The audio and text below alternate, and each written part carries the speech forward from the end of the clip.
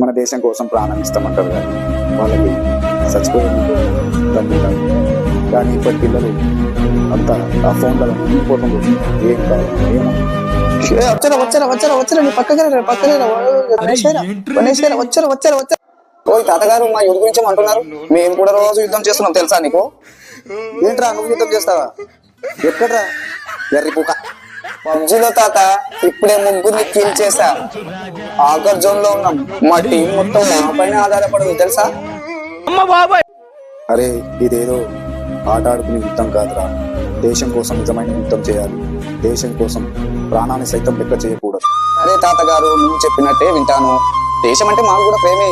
దేశం కోసం యుద్ధం చేయకుండా దేశాన్ని గుండెల్లో పెట్టుకుని చూసుకుంటాం. దేశం పట్ల మాకు గౌరవమే. జై హింద్ తాతగారు.